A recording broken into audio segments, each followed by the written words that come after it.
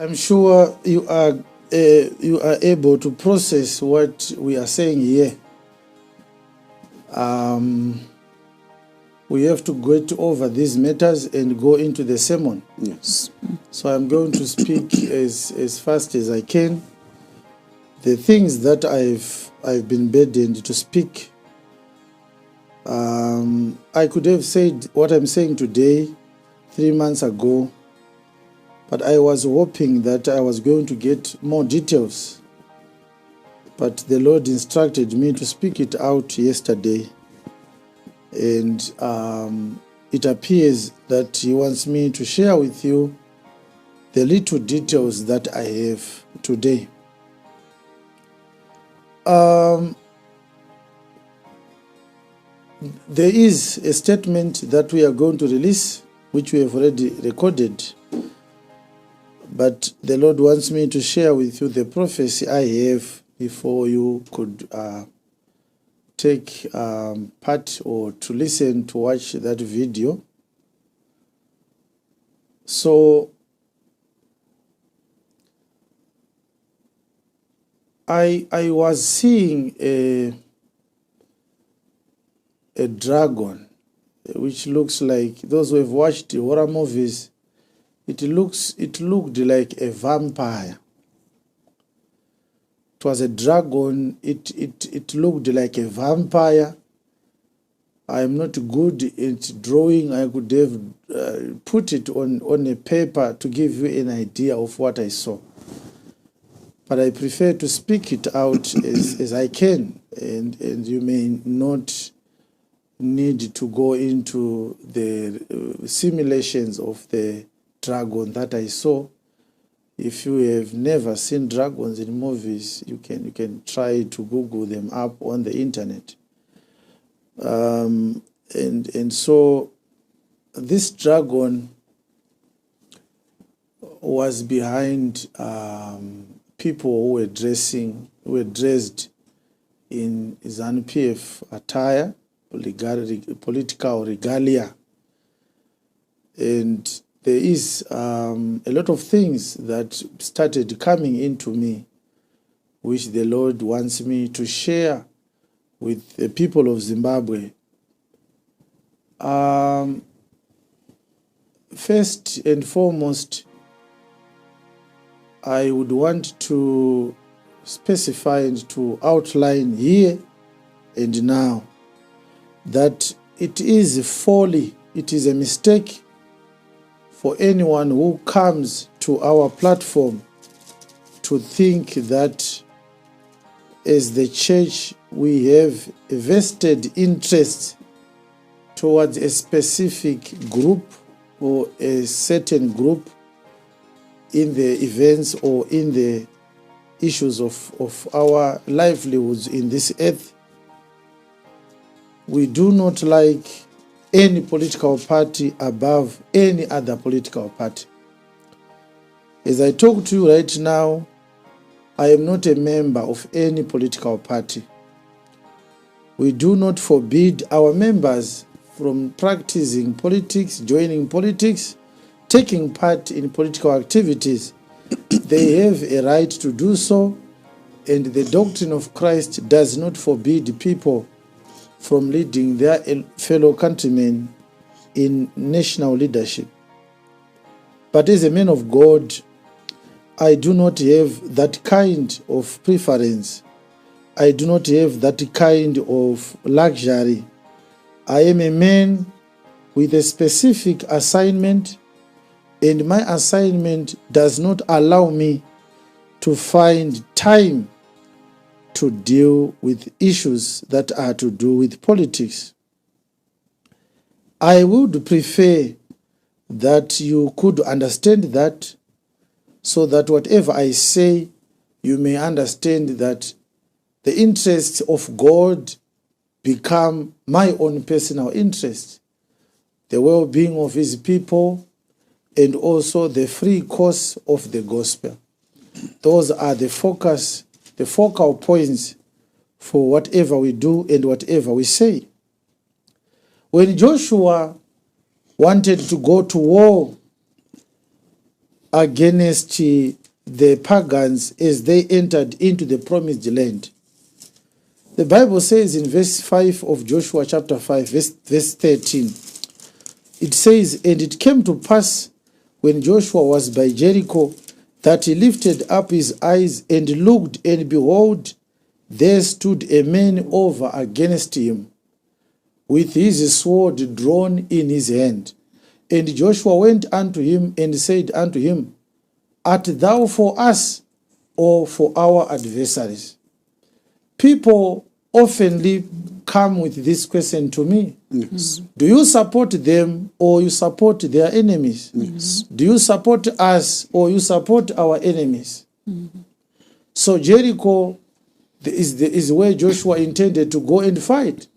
Yes. But as on his way to fight the people of Jericho, he met a man whom he didn't know Yes. which side he was of these two sides that are going to war. Yes. Are you for our side? Are you supporting us? Or you are supporting our adversaries? Yes. Yes. In which case, if this man was a man of Jericho, definitely Joshua was going to kill him. Let us hear in verse 14 Yes. what the men said to Joshua. So they say, it's either you are ZANU-PF or MDC. It's either you are ZANU-PF or Triple C. There is no middle ground. It's not true. Yes. This is what Joshua was asking the men. Yes. Are you ZANU-PF or you are MDC? Are you a Democrat or you are a Republican? Are you the Labour Party or you are the Conservative? Yes. You see, Yes. they always think that there is no middle ground. It's either you are for the ruling party Yes. or you are for the opposition party. And so we struggle every day. Yes. When we speak because God has spoken to us, they want us to say what they want so that they may support us. He is right. If you say something that corrects them, that rebukes them, that challenges them, that reprimands them, Yes. they say you are our enemy. You don't want us to see progress. Yes. So Joshua asked, do you support our party or you support the opposition? Yes. What did the men say to Joshua? And he said, Nay, but as captain of the host of the Lord am I now come. Let's end here, Pastor. Yes. The angel, it was the angel, but the angel looked like a man. Yes. So Joshua thought he had seen a man. Yes. The angel was asked, do you support us, young men, or you support our adversaries? The angel said, I don't support anyone. I don't support you. I don't support your adversaries. Yes. I am the captain Yes. of the army of God, Yes. which simply means I stand with God. I do not have a side. Yes. Do you accept that there are such people on earth who do not support you? They support God. Yes. They stand with God. Oh, yes. Oh, yes. Kazanenge wabvunzwa uchinzi saka unosapota ripi wewe bato? What did Joshua do when the angel said, I am for the army of God? What did Joshua do? And Joshua fell on his face to the earth and did worship and said unto him, What saith my Lord unto his servant? When Joshua realized that this is an angel, Yes. he fell down. He said, forgive my nonsense. Forgive me for speaking nonsense. Yes. I am your servant. Tell me what I should do. Yes. How could I ask you such a stupid question? Yeah. You don't need to support us. You stand for the plan of God. Oh, Yes. You identify with God's principles. Yes. That's who is Apostle Chiwenga. That's who I am. Yes. Yes. Don't support anyone. I stand with God. Yes. So there's a vampire that I saw. And instead of giving you everything that I saw in the vision, I am going to give you the interpretation of the vision.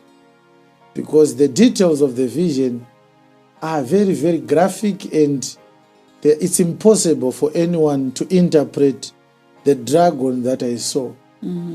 But when I saw the dragon, I was given the interpretation of the vision. So there is a cartel. There is a cartel, and that cartel is heavily funded. It is made up of military generals celebrated for their career achievements. They are expert military professionals. They have tasted the good and the sweet taste of money, and they have been given a task to protect the company, to protect the institution.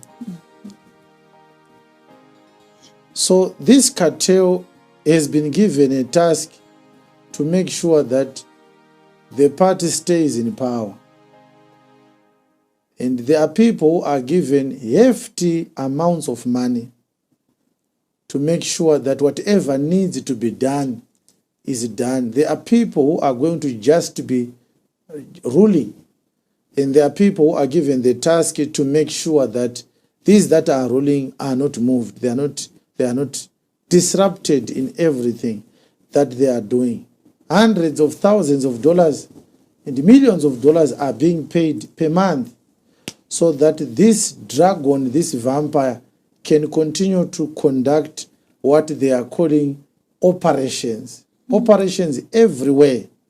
They've set up provincial offices, district offices, every corner of the country. This dragon has its representatives. The disappearance of opposition members, which we are seeing happening now, it is being carried out by this dragon, this vampire.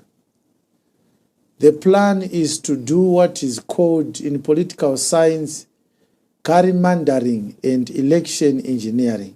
Gerrymandering is simply changing constituency, political constituencies. You always continue to change them so that whenever an election is done, a constituency is re-pegged and they do a delimitation to make sure that every candidate of this party is going to have a constituency that has enough people to vote for them. When they see that there are more supporters on this side, the next time they change the boundaries of that constituency. That is what is called gerrymandering, of which election engineering is broad. There is election engineering towards voter registration, election engineering that is done by registration of national identification documents. There are people right now who are getting new identification documents in Zimbabwe. There are people right now, as I talk, who have 2 or 3 national identification documents. When voting starts next year, they are going to vote in 3 places in the same day. And no one is going to know that there's somebody who traveled from Mutoko to go and vote in Mavuku and go back to Mutoko. That is what election engineering is all about. But the abductions are part of the election engineering. What happens is these people have gone to different places in the world to learn how to predict an election outcome even a year before the election.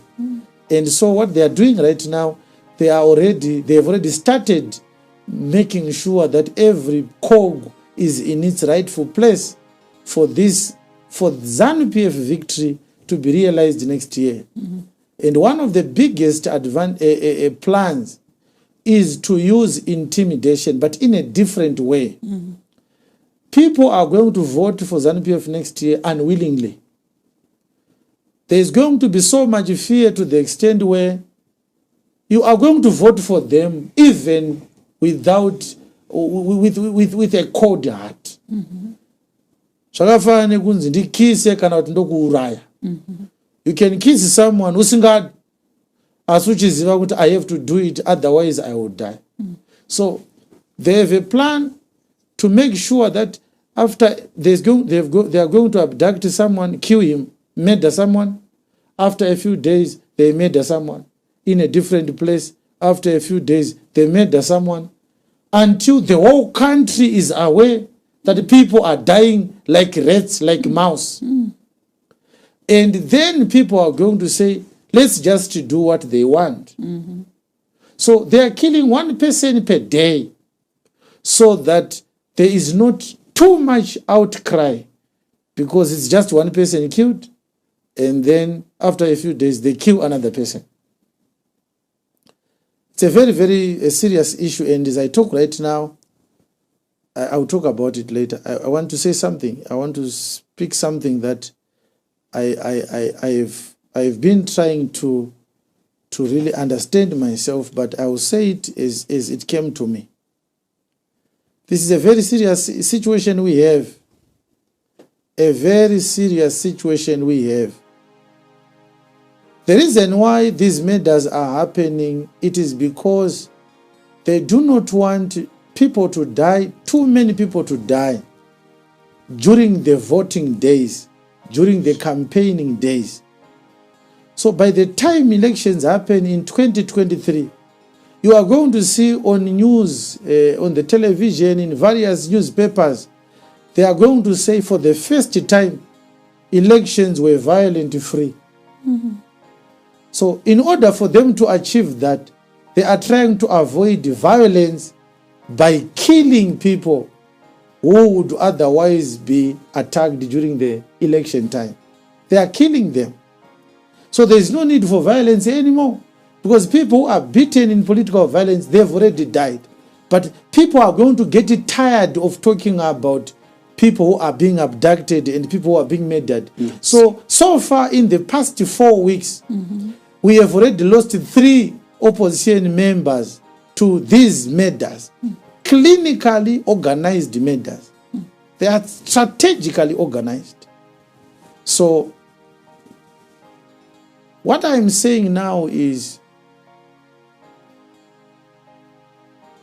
the biggest problem we have as citizens is that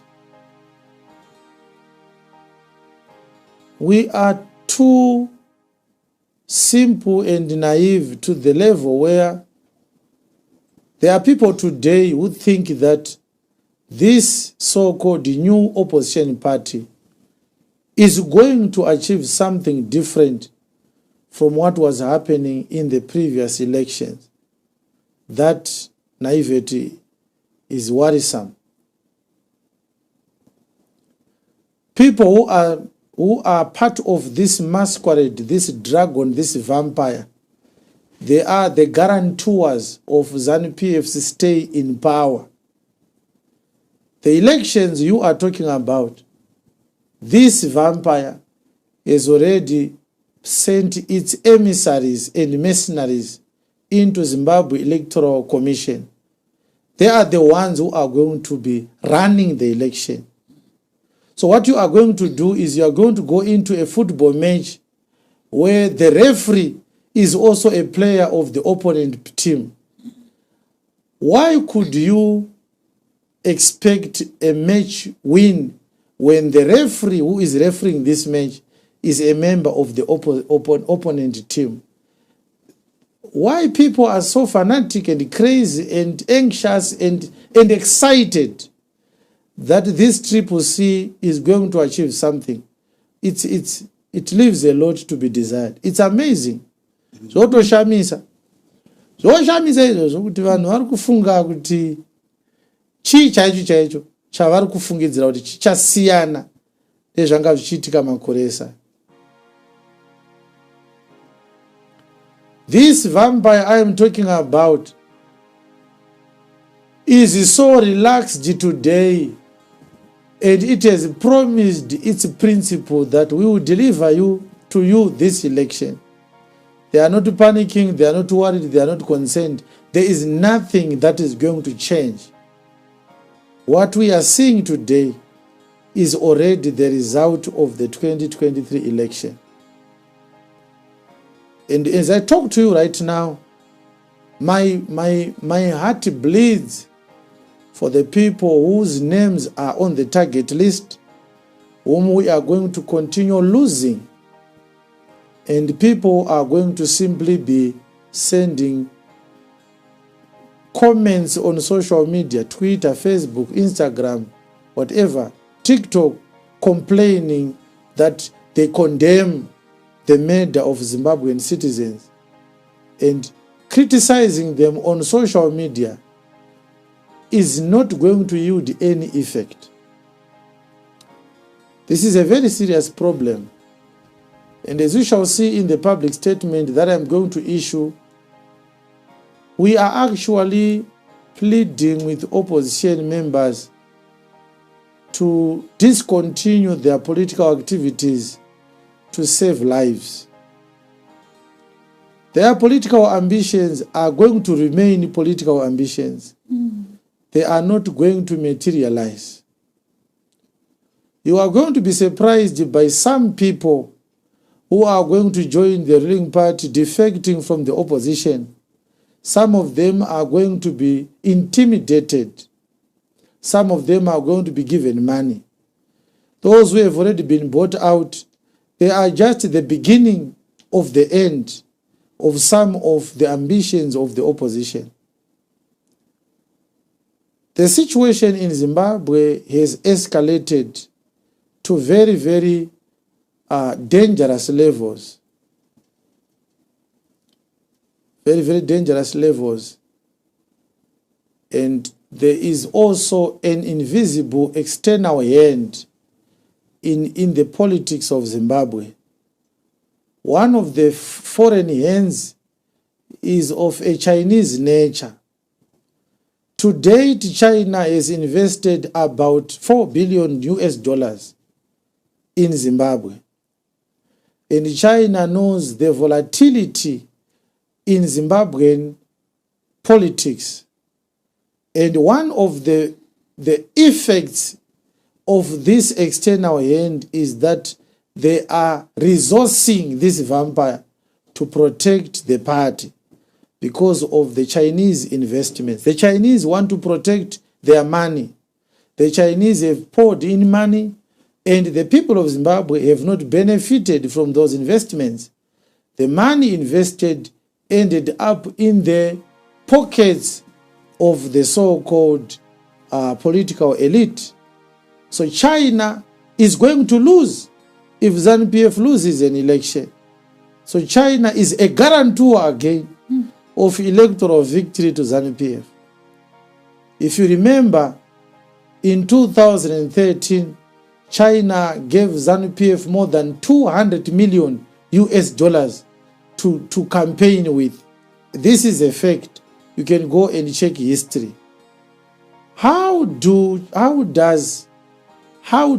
Zimbabwean people accept that a political party is sponsored by as giant an economic player as China as a country? If MDC was given that money by Europe, was the ZANU-PF ruling party going to accept it? For how long has China been giving ZANU-PF money to use during election time? It's true what I'm telling you, that in the 2013, 2018 elections, China gave them money to use to campaign. So when you are talking about the 2023 election, you must also consider China and Chinese interests. Whatever you think is going to happen, you must make sure China is part of your considerations. Yes. Whether you want to play a part or whether you are trying to just do some scientific analysis. As an analyst, if you are not going to consider China, you are going to come up with very, very unrealistic analysis. Yes. This is very difficult and this is very dangerous. China itself does not accept anyone to...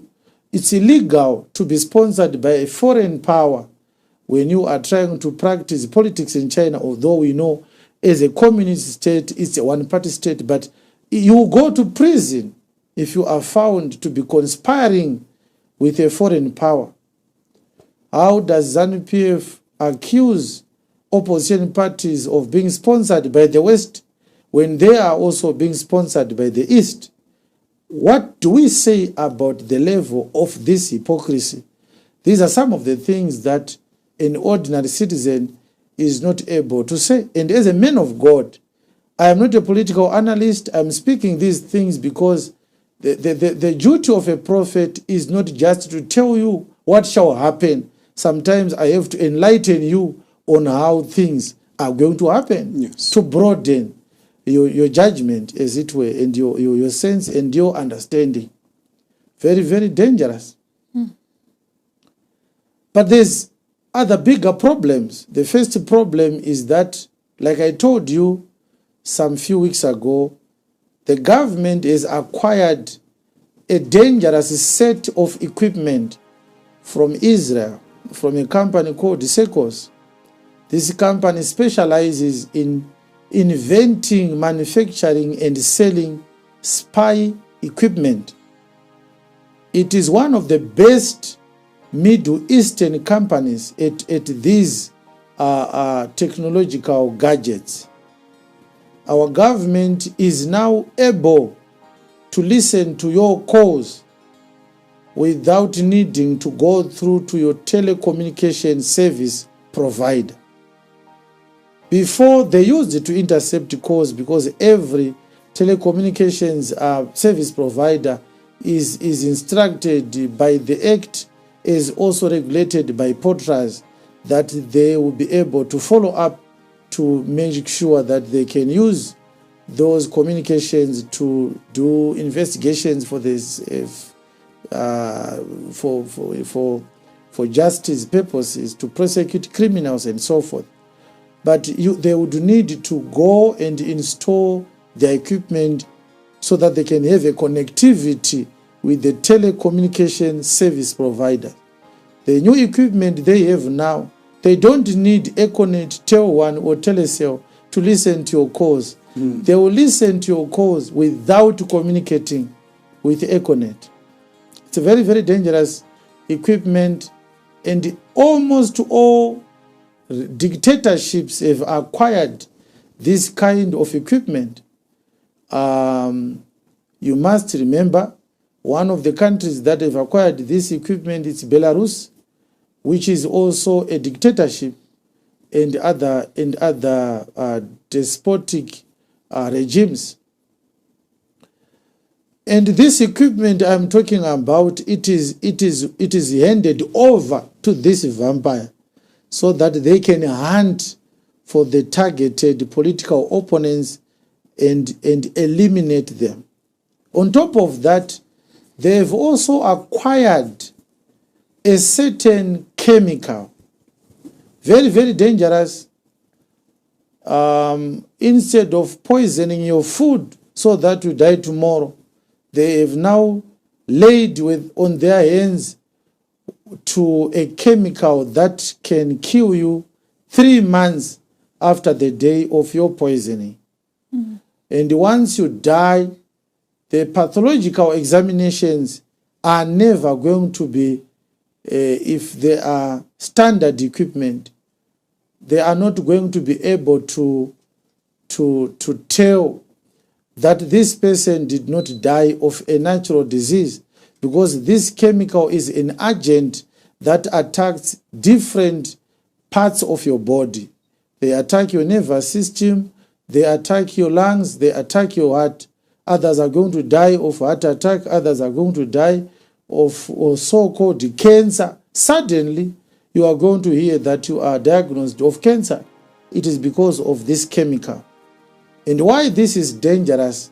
It is because for the first time, they are going to be able to kill someone without touching him, because they can shoot a dart and then you are going to be pinged and pinched with a small granule that contains this poison, and you are going to feel like it's just a sting from a bee or something that is less painful. And you are going to forget about it, and you are going to live as normal. 3-4 months later, you are going to be sick, and in a few days, you are going to die, and nobody is going to suspect them. This is a dangerous chemical. This is a dangerous capacity. I want to ask this question: why is our government investing so much money in acquiring things that hurt its own citizens? Why can't they use that money to improve building proper roads? Not these ill-constructed roads which can't even last a year. The roads that Mr. Mnangagwa is building, they are substandard roads, all of them. If we are given a chance to have proper leaders, we are going to start afresh to building those roads. Why can't he use that money instead of acquiring chemicals to kill opponents? Why can't he supply medicines to hospitals? It's very dangerous. The Zimbabwean politicians are in a friendship with a dangerous country. I don't want to release the details.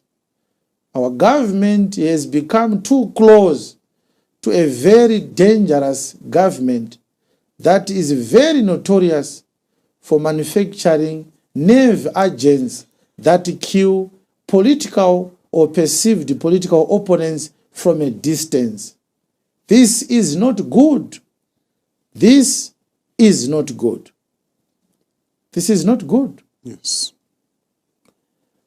They are going to hire and recruit what they call intelligence assets, people who are basically handled by intelligence operatives, and they are paid few dollars to carry out clandestine intelligence and military operations. They are going to recruit waiters and cooks from upmarket restaurants where political elite opposition members go and eat from. And you are going to walk into a restaurant and order food. And those people are going to have a list of targets. Whenever a politician enters their restaurant, they check on their list. If they see you are there, they poison you in your food. You don't suffer that day. You don't get sick that day. You are going to be fined for 3, 4, 5 months. And then you get sick. Within 2 months, you are dead. And this is what I said, why I said there is a dark cloud. And I was talking to some few people yesterday, and I said, there's a dark cloud hovering above us.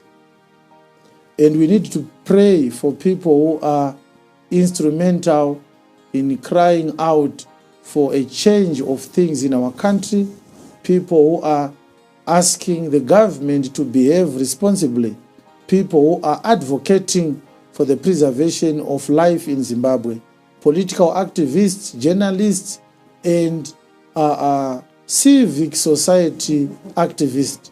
I want us to pray for them, because we are likely going to lose one of the most instrumental persons in our country through these tactics and weird and very, very wicked strategies which they are using now. My advice to the so-called politicians, especially from the opposition, they should minimize their exposure to the public. They must reduce their frequency to go and eat from restaurants, especially in Zimbabwe. Because if you're on the target list, you are never going to know that you have been poisoned. And you are going to be said to have died of a natural cause. And for the first time, people are never going to suspect ZANU-PF. The doctors are going to write, he died of pneumonia, he died of cardiac arrest. But what causes the cardiac arrest? It may be a cardiac arrest. What triggered the cardiac arrest? It's a very, very nefarious and aggressive and dangerous chemical agent acquired by the state to eliminate perceived political opponents. It's a dark cloud that is hovering over Zimbabwe right now. Let us pray that the people we are having hope on, they may last until this time next year. Let us pray that all of them, they may last until this time next year. It's a prayer that you need to make. Now, as I talk to you right now, I'm a survivor of political violence. I survived 2 assassination attempts. I have injuries on my body right now in the hands of these barbaric ZANU-PF terrorists who tried to kill me on the road. So I know that on the list of those who are going to be targeted, definitely my name is there. I don't lose sleep about it. But the reason why I am sharing this with you, I also want you to know that as long as you are known for holding the government accountable, every death should be suspected.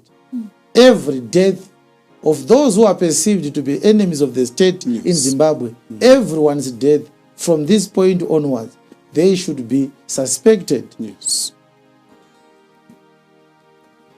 And of the deaths that need to be investigated, I am not casting aspersions, I am not pointing a blaming finger, but I want you to ask yourself, did Dewa Mavunga die a natural death? Did Alex Magaisa die a natural death? I want to ask this question. I knew Dewa Mavunga. He was a friend of mine. He was a human rights activist. He was based in London. He ran a program called Human Rights Watch. And if you go to YouTube right now, you are going to watch his videos. He interviewed women who were raped by the soldiers after the mass shooting of citizens in 2018. He interviewed people who are drinking contaminated water in Harare. He interviewed victims of political violence. He was advocating for the protection of citizens, not only in Zimbabwe, but all over Africa. Did he die a natural death? Did he actually die of COVID? Did Alex Magaisa die of a heart attack, which was caused by pre-existing medical conditions? How sure are you? Oh, he was in England, so he was safe. Pray for Africa so that they may not be too naive. As I talk to you now, people are going to be given money to fly to different countries to go and assassinate those who are using foreign lands as a safe hub from which they are recording videos on TikTok and YouTube and Facebook and Twitter criticizing the Zimbabwean government. They are going to send mercenaries flying to China, flying to Europe, flying to South Africa, flying to Botswana, to Namibia, to Kenya, hunting for the perceived political opponents. And they are going to come back and relax. And after a few weeks, you are going to hear Mr. So-and-so has died. He suffered from a natural problem. Mr. So-and-so has died. He was suffering from this disease. And everyone is going to say, it's a natural death. Death is for us, or everyone is going to die. You can't blame ZANU-PF for everyone's death. It's a dangerous situation. But in the midst of all these things that I'm saying now, you must know that God is watching, and God has his own way, his own plans. I am not even sure, as I talk to you right now, whether myself I will be alive by this time next year, because there has been so many meetings held by these people, this vampire. They are trying as much as possible to use everything in their disposal to find out where am I. Last time I shared a video, I did a public statement when they send people down there to South Africa to try and find out if I was there. So as I talk to you now, I always know that I am not entitled to meeting with you again or to do another utterance again to speak on Zimbabwe. It may be my last speech to you. When I heard that they had mutilated More Blessing Alice's body, I could imagine that they were going to do the same if they find me. They can do the same to me. The reason why God kept me alive to this day, it is because God found it necessary to use me to speak openly and educate my fellow countrymen on some of the things that are affecting our land. The people of Zimbabwe must know that ZANU-PF has declared war on them. We are no longer at a time of peace, we are now in a time of war. But this is a strategic war. They have decided to kill us one by one so that we may take longer to realize that it's a war. And in a war situation, you don't seek to negotiate with the enemy who is attacking you without you taking a position to fire back to defend yourself. And this is where our opposition parties are doing us a disservice and disappointing us. Yes. Mr. Chamisa's strategy is not working in Zimbabwe. It's not. It's not going to work again. This vampire I am talking about is made up of military generals, intelligence gurus, people who are living in upmarket suburbs, driving luxurious vehicles, earning thousands of US dollars a month. Taking ZANU-PF out of power is snatching food from their mouths. Yes. They are never going to let it go without a fight. Elections are not going to work for us. My advice to them is they should stop their political activities until they sit down and find a strategy that brings them and equips them to match the enemy they are facing.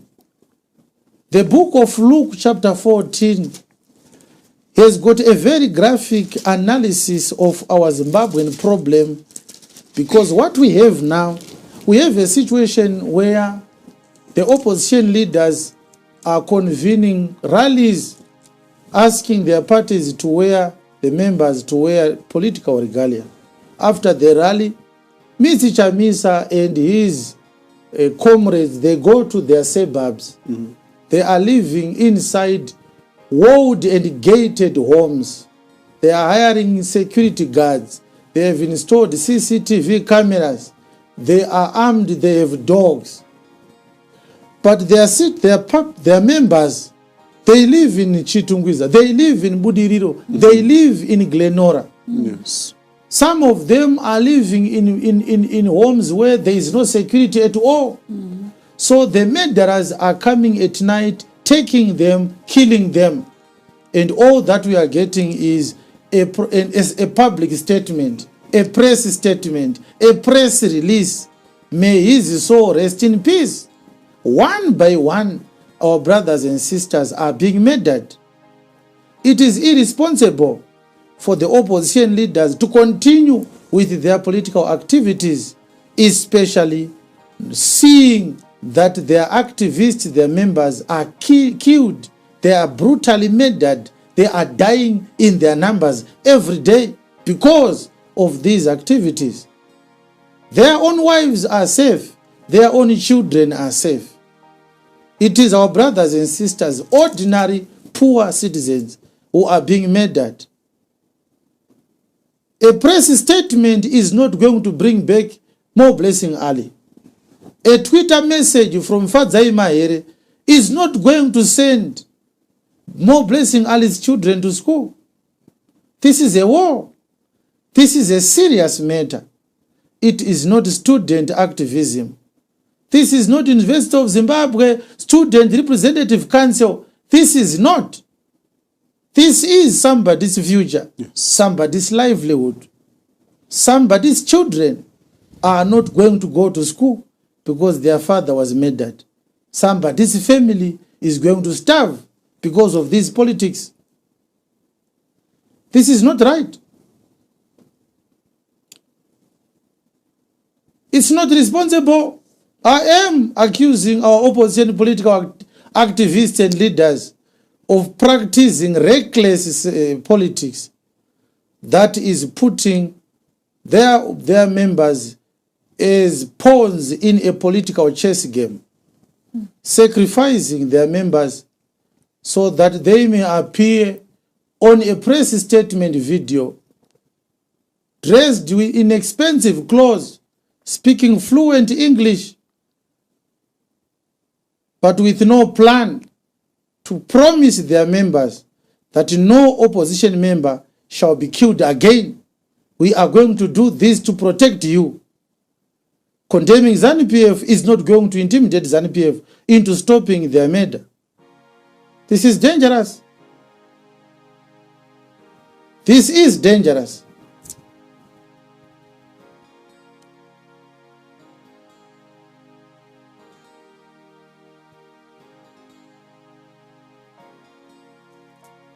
May God comfort the families of those that are bereaved.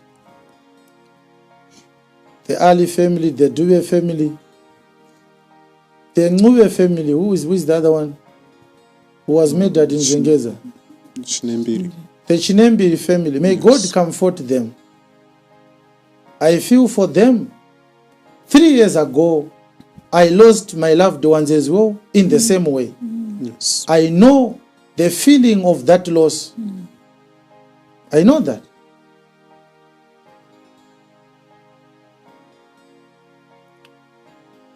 May God give them comfort and give them strength to deal with the horrific loss of their loved ones.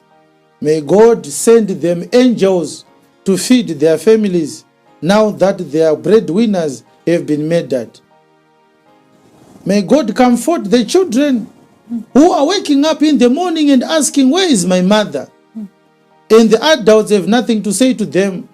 They can't tell little children, your mother was mutilated by a certain man who lives 1.5 kilometers from where we are. That man is walking free right now.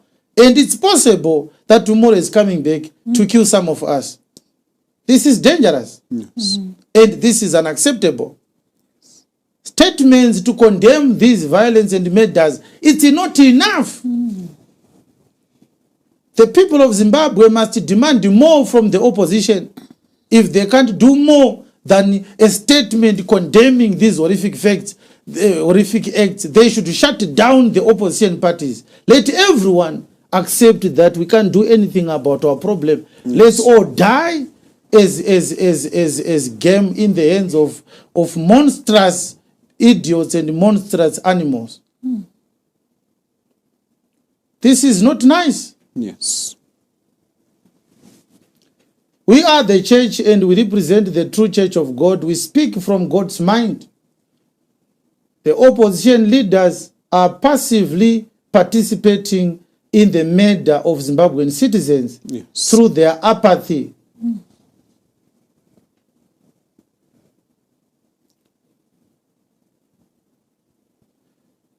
Is it possible that some of the opposition leaders are given money behind closed doors to practice mouth politics and create an image that there is opposition politics in Zimbabwe, but the party, the ruling party must continue to reign? Is it possible? It's a question.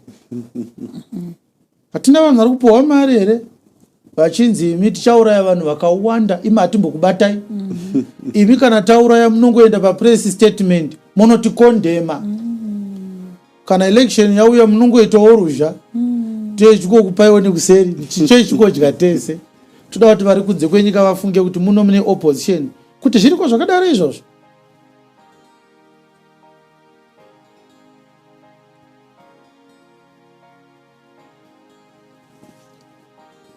Zimbabwe now needs a liberator. We are going to need to go into a struggle for freedom. We are going to need to fight for the liberation of Zimbabwe from colonization from another black man. It appears in 1980, we were not delivered and liberated from colonialism. They just gave us another colonizer with a black face. We need a liberator. There are people who need to sit down and ask themselves, God has given me certain abilities. Are these abilities not given to me for a certain purpose as this, for such a time as this, to stand up and defend the weaklings that we have in our country? We need a new generation of people who are going to start to establish a new strategy and a new approach to offer an alternative solution to our homegrown problems. Just imagine if Julius Malema was a Zimbabwean. Just ask yourself, what would he have done to address the murder of Blessing Ali? Yes, the environments are different. I'm just saying, just imagine. Just imagine.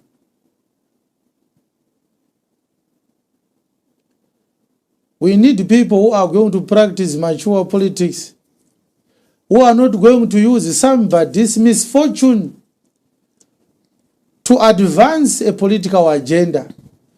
People who are using deaths of their members to advance their own personal political agenda. Some of the statements we are hearing from the so-called press statements, you can hear that they are not coming from the heart.